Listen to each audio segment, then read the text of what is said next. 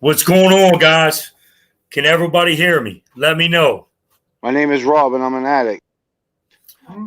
Everybody, let I me want to hold thank on. Carl for asking me to do this and share over here. You know, basically, I was born and Hold raised on. in Hold Staten on. Island. Hold on.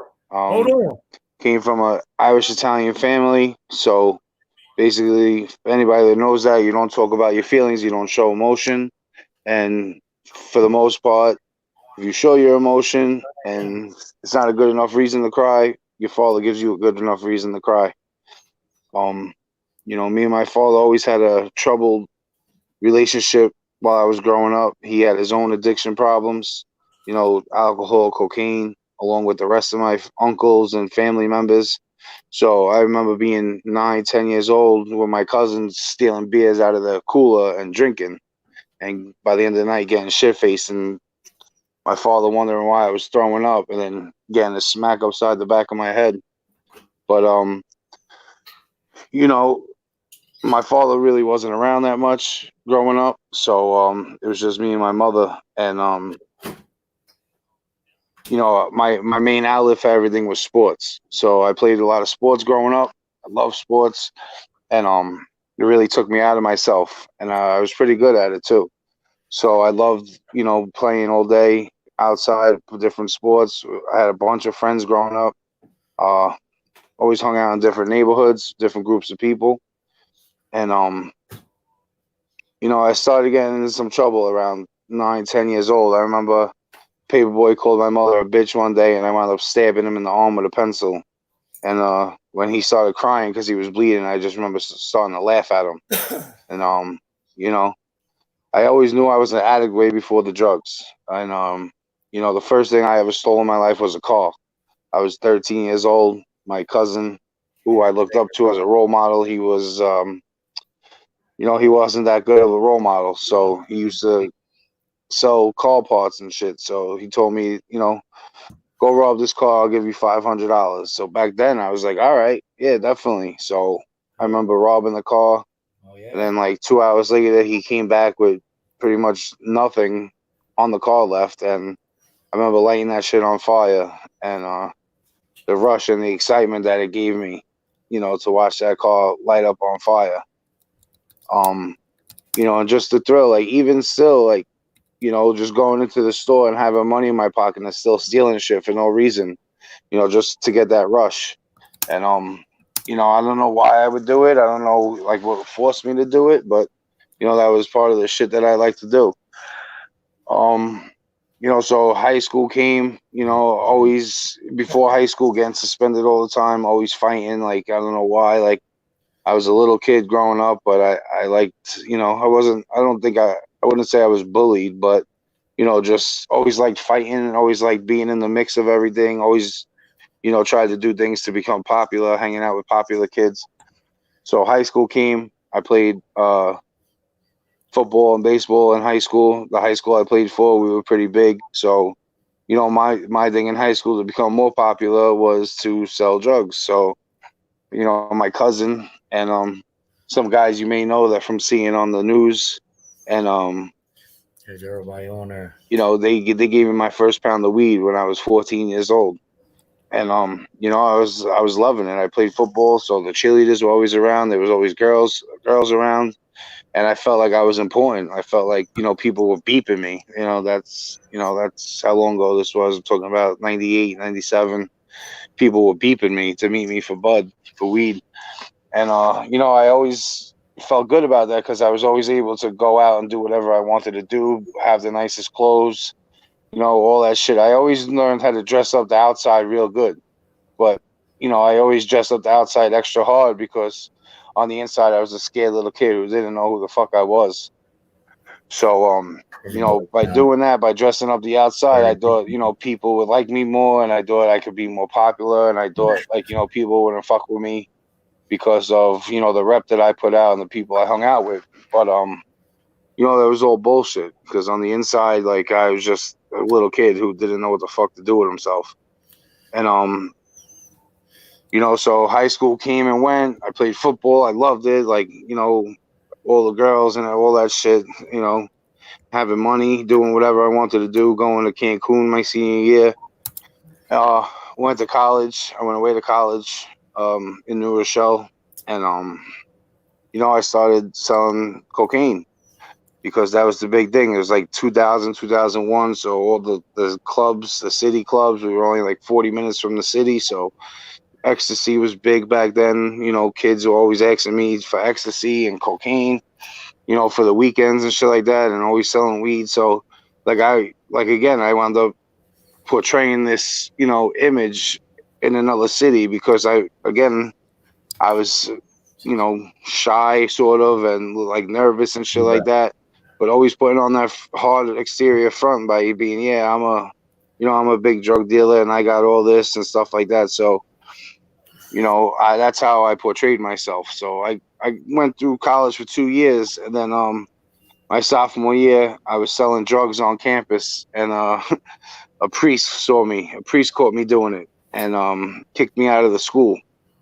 And that's when shit started going crazy. Like, got kicked out of school, had to tell my father. I came home and got into a huge brawl with my father, and he wound up hitting me in the knee with a baseball bat. And, I didn't talk to my father for a few years over that. And when that happened, that's like when, I got prescribed painkillers. This is like 2003, 2004. Like they started giving me, it was like that really opened my eyes, like, because I started taking these pills and things started getting out of control, man. Like, I realized like my addiction was getting worse, like when I didn't have them and everything. So then the blues came along and everything got even worse. And I thought it was just fun. Like the more pills I had, the more everything I had, the more money, the more girls, all that shit. I felt on top of the world. And meanwhile, I was just running. I kept running all the time from who I really was. And come on, like shit didn't get easier. Like, like they say, more money, more problems, big kids, big problems, all that shit. Like, that's what really happened. Like, started getting arrested. I've been arrested over 23 times, and about 17 of them are due to drugs. And each charge got worse and worse and worse and worse, and more time and more time, and more money for lawyers. So the more money I made went more towards more lawyers. And when at the end of the road, like the pills weren't working anymore, I went to heroin, and the heroin really killed me. Like I remember my ex was pregnant with my first son, and she's in the delivery room ready to give birth to my son. It's supposed to be a wonderful, magical moment, and I got a pocket full of heroin, and I'm like, why can't this kid come out already so I can go get high in the bathroom? It's supposed to be a magical thing, and I'm worried about, when's this kid gonna come out so I could go shoot up. And it robbed me. It robbed me of a lot of things. It robbed me of a lot of feelings. It robbed me of a lot of experiences that I should have experienced and been proud of. But drugs take that all away from you. And when my son was 1.5, I wound up getting arrested. My girl was fed up, and she said, "You gotta go." I was like, "I ain't going, you go." So she took my bluff and she left, and I was home alone. Wound up walking out of my house, overdosed, and this guy found me at 2:00 in the morning on the corner of my block. Woke up 2 days later in the hospital. My mother and my girl crying over me with tubes and shit all over me and wires. And I ripped them all out and just ran out of the hospital because I needed to get high again. Like, that just shows the power of the drugs. It shows that, like, you could be preyed upon, you could be blessed, you could be, tied down to an unmovable object, and it don't matter. Us addicts will do whatever the fuck we got to do to get that next one. Rob your grandmother, your sister, your kids, everything. And not only I'm talking about robbing them for physical money, I'm talking about their spirit, their love, everything. And I used to go to my mother's house. She used to call the cops on me. And the day she didn't call the cops on me, when I went in the house, the fucking pocketbook would go in the dryer. Only because, you know what I mean? Like, I wasn't going to be able to get into the dryer to get into her wallet quick enough without her knowing I was going into her wallet. And, I wasn't living at home for a long time because they didn't trust me in the house. I remember crawling on my parents' floor to sneak over to my father's pants. Like, I'm a big dude, bro. Like, so me trying to crawl on the floor really wasn't working that well. Get past what do you mean? So, Me speaking. you know, From going back to, you know, my girl leaving, I was living alone. I wound up going away. I've been to many institutions, many rehabs, been court ordered to rehabs, and none of that shit mattered because I just wasn't ready to stop. I didn't think that I needed to stop. I thought I was still having fun. I thought I was still, like, you know, just living life the way I wanted to live life, not ruining anybody else's life except mine. But, you know, that wasn't true at all. My son just turned 8 yesterday, and out of his 8 birthdays, I think I was only out on the streets for 3 of them, and this was one of them yesterday. But you know, I got introduced to Narcotics Anonymous after that by my neighbor. She was going, she had few years clean, her and her husband or whatever. Started going to NA, you know, running RA, Rob's program. Not listening, going there to see the girls, going to see which girl was at which meeting, you know, who was going out afterwards, who was really getting high on the low so I could sell them something, you know, just scheming and lying all the time. Like, yeah, I'm going to a meeting. Meanwhile, I was going to get high and meet my dealer. But, you know, that's because I thought I had this. I never thought I needed help. Like, I never had my father to help me in my life. So who am I to ask another man for help?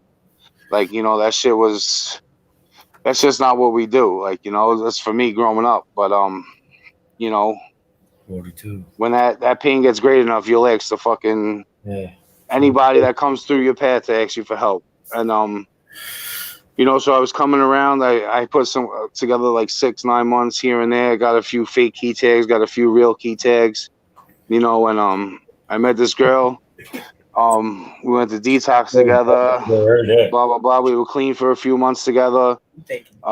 6 months, she had 6 months clean. We both picked up key tags. The next week I went out and started using heroin again. And she told me she was pregnant.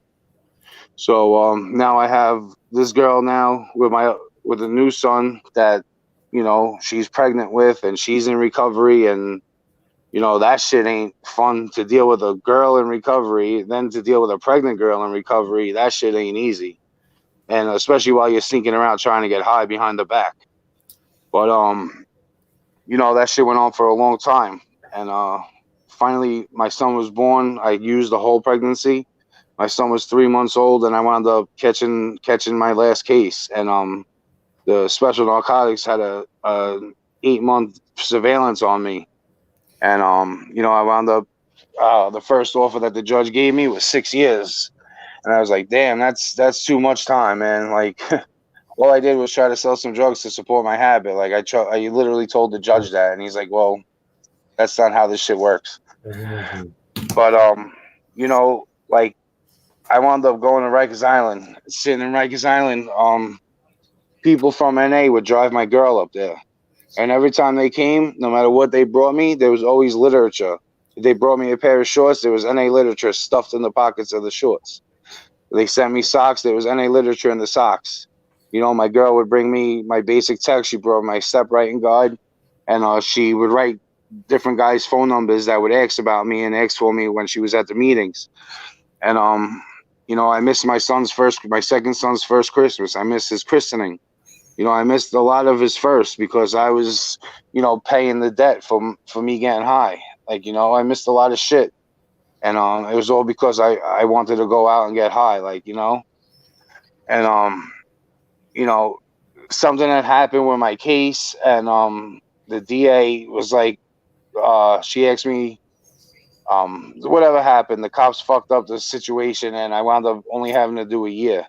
So I did the year, and that whole time I'm in there, like, I'm reading literature, and you know, I'm talking to people, I'm calling the people on the outside, and, you know, every time I talk to somebody, they're like, "What's your plan? What's your plan? What, you know, what are you doing when you come home? What's the first thing you're doing when you come home?" And for those of you who've been to jail, you know, the first thing you want to do is, you know, go see your girl and go get something good to eat.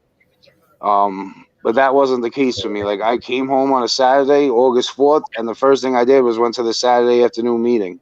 You know, I went straight to it at a 12 o'clock NA meeting. I made sure I got the early bus out of Rikers Island so I could get to that meeting at 12 o'clock. And, I went there. And it was like I never left. People were hugging me. That, oh, I'm so glad to see you. I'm glad that you're home. And you try to come out and you try to portray that image like you're that tough guy who went away. But I knew I had to put my ego to the side. Like that ego shit, that tough guy shit was just gonna run me right back out of the room. It's because I had to get humble. Like going to jail and sleeping next to 50 dudes in a dorm room fucking humbles you real quick. Eating ramen noodles at night thinking you're making the fucking best meal in the world. And people asking you to make dinner for them thinking you're the man. And you got to get humble real quick. And, that was a real humbling experience for me. So, coming home, like I asked somebody else to sponsor me. And he was, proud that I asked him to sponsor me. Because he seen me come in and out and struggle for a long time. He was like, I'm finally glad you got smart enough to, get a real sponsor in your life. Because I would ask people to sponsor me by name. This guy has the nicest car or the biggest wad of money in his pocket. So let me ask this guy. Meanwhile, he fucking was clean 12 years and still on his first step. Like shit like that don't mean nothing to me. I've had jet skis, cars, motorcycles, boats, fancy dinners and all that shit, wads of money. And all that shit fit in my syringe real quick. What I wanted was somebody who had peace of mind, who walked around with his head held high all day long, every day, no matter what he was going through. Like you wouldn't know what this man is going through. And that's something I wanted. Like I wanted his peace of mind. I wanted his attitude on life, and I wanted to know how he got it. So I would sit there and I would pick his brain. Like I came home from jail, I didn't have a job or anything. I had nothing but time on my hands. So I started writing step work right away. I got my commitment. I came home on a Saturday, Tuesday night at my home group. I started making coffee. That coffee pot saved my life. Like I took pride in that coffee. I took pride in setting up those chairs and, greeting people at the door and, setting up those cookies. Like, that shit meant a lot to me because, first of all, just to be free, to be able to do that was a blessing. Second of all, to just be free and have the choice to go to the bathroom or take a shower when I wanted was great too. But coming home, I took this shit real seriously. I knew it was my life on the line. Like, people say they don't have another run in them. Like, I know for me, like, I put a needle in my arm again, it's the end of me. Like, I'm not even trying to fuck around with that. Like, I'm not trying to drink a beer and see if I can just drink. I'm not trying to smoke a joint to see if I can just smoke weed. Like, that's a wrap. Like, for me, I know I got to stay clean. I got to work a program of recovery. I got to stay vigilant in my recovery. I got to keep doing the right thing when nobody's looking. Because for me, I could be real fucking sneaky and go to the massage parlor. I could go spend $200 on scratch offs. Or, I could go flirt with a girl on Facebook or something like that. Like, but, who's it going to hurt? It's going to hurt me. It's going to hurt my girl. It's going to hurt my son. Like yesterday, with all this, I'm from Staten Island, whatever. So this quarantine shit is pretty crazy. So my son turned 8 years old yesterday, and he called me upset because, nobody was coming to the house to drop off presents and all that shit. So I sent him his favorite pizza from his favorite pizza place, and I asked the guy to stop at my house. I sent him to my ex's house with a balloon for him and some cards and a present for him. And shit like that, and a cake. I DoorDashed him a fucking birthday cake, and I actually got a thank you from his mother. That's the first time his mother ever thanked me for anything in my life, and that's how you know this world's in a fucking pandemic, because she actually thanked me. But shit is real good today. Like I could show up. I just got my own apartment with my girl and my son. Like I just got a fucking city job. I drive a bus for the city of fucking New York. They gave me a paycheck. The paycheck says City of New York. Like, I was a warden of the City of New York 3 years ago. Now I have a paycheck from them. Like, this shit is real. Like, anybody out there struggling, like, thinking that, I can't get clean, I can't do it, this shit ain't for me, you're just lying to yourself. You know what I'm saying? If anybody could do it, you could do it. If I could do it, you could do it. If Carl could do it, if anybody here, like, could do it, you could fucking do it too. You're telling yourself a lie. Stop listening to the person in your head and start listening to people who have clean time. And, you think, these people don't care about me. These people don't give a shit. Like, they really do. Like, right now with the quarantine, like in NA we hug because the hugs help put pieces of us, put help put us back together. Like all those broken pieces that come into a meeting, those hugs help put us back together. And like, you know, I love getting hugs from people because sometimes I just break down, like, you know, and sometimes I can't easily talk about what I'm going through because I still have that pride and ego. Like I don't want to show weakness or anything like that. But you know, like sometimes I'll just break down, like because somebody hugged me, like, you know, like when they say a life beyond your wildest dreams, it doesn't mean the house, the car, like all that shit. It means freedom from active addiction. It means getting your family back. And it's not on your time. It's not, things don't happen when you want them to, when you snap your fingers. It's all up to your higher power. And that's another thing I had to get into my life was my higher power. Like me and my higher power, we talk fucking 10, 12, 15 times a day sometimes. Like when it's a hard day, I'll talk to him. Just people may think I'm crazy in my car because I just start talking to myself, but I'm really talking to my higher power. Like you know, I have to keep my ego and my pride in check, or else that shit could keep me out there. And you know, like freedom from active addiction. That's all I was promised. You know, but I got everything I got today because I put the fucking work in. I put my humility aside, like I put my pride and ego aside, and you know, I got honest. I got honest with myself, number one, and I got honest with the people around me. Like, you know, we could all fake the funk, but you're really just faking yourself. And like, you know, like I would talk to people like, oh, I can't tell somebody else that, and I'll tell somebody that, and they'll be like, oh, I did that, and then I did this too. Like, and you sit there and look at yourself like, oh, maybe I wasn't that bad, you know. And you know, I was told once in a meeting, like, if you go around the room and everybody shares their problems, by the end of it, you'll probably be happy to take your problem back because you never know what fucking people are going through. But you know what? We all get through it together, and we all get through it clean. Like, you know what I mean? I've been around people where their kids dying, their parents dying, like all the people dying, and you know what? They got through it and they got clean. And in November, one of my best friends died. He was 7 months clean in recovery. He died in my fucking arms. And I didn't want to use. I didn't go out and use. Like, he had 7 months clean, and a week later, he thought he could do one more, and he fucking died in my arms. Wow. You know, I was pounding on his fucking chest. I didn't know what to do. Wow. And he wound up dying. Like, you know, and it sucks. Like, I fucking get angry with him. Like, I still have voicemails on my phone saved by him because just to hear his voice, like I'll be in the car and I have his mask card there and I'll yell at him and I'll be like, why the fuck did you leave me? Like, and you know, I go to his grave and I talk to him, and it is what it is. Like, you know I have a lot of stories like that. People were clean, they're thinking they could use one more time and they don't come back. Like, you know, and that shit is scary for me. Like, I went to one of my friend's wakes and his son was standing at the casket telling his father to wake up. His dad ain't never waking up. Like, that shit stuck in my head. And you know, this shit is real powerful. Like, I wish every addict would be able to hear this message and not only hear it, but listen to it. Because every addict has a powerful message if they stay clean one day at a time. You know, like, just for today, I got 28 months clean. And you know, it's by the grace of God, it's by the grace of my higher power, it's by the program of Narcotics Anonymous, like, that all this shit is possible. And you know, like, for anybody that's new, just keep coming back. Just, you know, get a sponsor, get a commitment, get a home group. You know, call your sponsor. Don't get a sponsor just to say you got one and fake it. Like, call your sponsor. And don't get one because he has the nicest car or the prettiest girl on his arm. Get it because he has what you want, like peace of mind, and he has a good program in his life. You know, I take this recovery shit real seriously. Like, I have H&I commitments right now. I do homebound meetings when we're allowed out. Like, you know, I run a Zoom meeting. I actually did my H&I commitment through Zoom last week because I wanted to get it back up to the facility I go to so badly. So I talked to one of the counselors and he downloaded Zoom, and now I bring an H&I Zoom meeting up to the facility I bring my H&I commitment up to.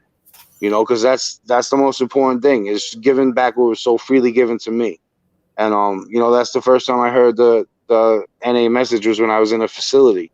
So, you know, for me, just keeping hope alive by showing people that anybody could do this. And, you know, like, once again, I want to thank Call for asking me to share. And, you know, I hope everybody has a blessed night, and I hope I shared some hope. But thanks for sharing. My name is Rob, and I'm an addict. You can't hear me, bro. You can't hear me at all? Yeah, I hear you. Oh, you couldn't hear me at first and shit. Nah, I hear you now, though. That's weird. What's up, man, Johnny? Oh, that's my sponsee. That's my man. Nah, what I try to tell you, though, see, Oh, yeah. NA platform at all, right? I say 12-step fellowship because I used to get heat for this around there. You'll probably get some heat around your area now for doing it. So get ready, strap up. I don't give a shit. Strap up, you know what I mean? Strap It's all up. good. It's all good. Listen, I started this when I had 60 days clean, man. People are like, yo, why are you doing that? You're going to get high. I was like, listen, man, sit in the front row, watch me grow. And I just kept doing it, right? And like, I don't know, man, something happened. You know what I mean? It took me 17 years to like get where I'm at today. 5/18/18 is my clean date. Like, I came up with this shit in a Christian-based program. A guy talked to me, and like I got on the bed, and the bunk bed was glowing, and I sat on the bed and like got a spirit. I don't know what it was. It's crazy. You might think I'm crazy. Like God was right there, right? And like he said, go live and tell your story. And that's what I did and started reaching. Where'd you go? Teen Challenge? Nah, City Mission. Washington. I went to Mission. You heard of Teen Challenge? Yeah. I was at Teen Challenge in Delaware, bro. Oh, yeah? Yeah, Delmarva, whatever. Delmarva yeah, Teen I'm up Challenge. here in Washington, Pennsylvania. Oh, right okay. Now, but I'm from Baltimore. You know what I mean? Yeah. And I went to Code Forge Treatment Center. Okay. When I got in the door, man, I plugged in, man. I listened. How far are you from Blakesley? Huh? How far are you from Blakesley, like the Poconos? New York? Nah, the Poconos in Pennsylvania. No, I ain't far from there at all. Probably like because I go up there sometimes. My uncle lives there. I was there for the Super Bowl, and I might be going. Yeah, I might be going up in a few weeks. I'm probably like an hour. So let me. Hey, babe, how far is the Poconos from here? What, like 3 hours? Like 5 hours. You hear me? So what do you buy, like fucking Ohio? I shared up there in Nacna, though. Oh, yeah. Yeah. That's where I saw you at Nacna. Yeah, absolutely, man. Yeah. Harry Donuts and all. We just had some people, I ain't going to break their anonymity, Yeah. We just had some people share from out your area on one of my homes. Cool. And this is what we do this thing for. If it reaches some person, it reaches some person. Usually there's a lot of people, but like how I look at it, whoever was on here needed to hear that shit. That's how I look at it. So just be prepared. Keep open mind if you hear some shit. Oh, you broke traditions. I wanted to warn you to say 12-step fellowship, but it is. Bro, it's all good. Huh? It is what it is. Like, it saves your life. It says in 11 traditions, we are not a secret society. Nope. You know what I mean? The only requirement is for a desire to stop using. Yeah. That's it. So. But if man. Anybody want to come on here and share their story, send them my way, man. Tell them get on the page. We love you, man. Y'all have a blessed night, bro. No doubt. You too, bro. Be good. Bro. What's going on? You see me, Sean, man, they get light.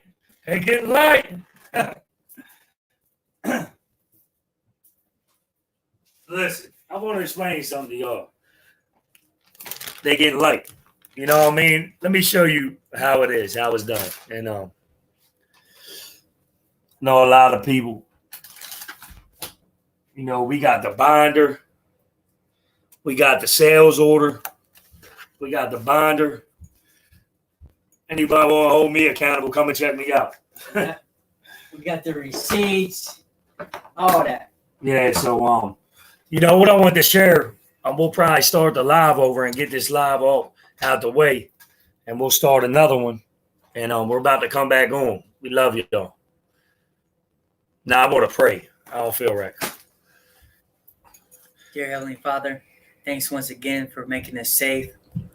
preordaining our steps, humbly bringing us before you in your throne of grace. Dear Lord, thanks for just using us for encouragement, inspiration, hope, strength, guidance. Thanks for letting us just be a vessel for you, dear Lord.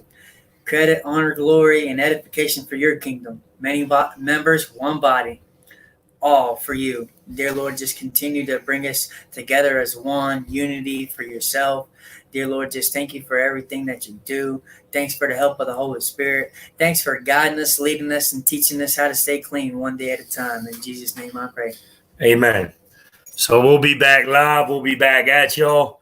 We're going back on. We're going to explain some things of what we got going on and how me and Sean are doing this thing. We're going to explain on the business aspect. Inspirational Freestyle Recovery Flow is a movement of men and women. We are a team. We are elite, right? We are elite people. So, like, more will be revealed. We're coming right back live. Right back live.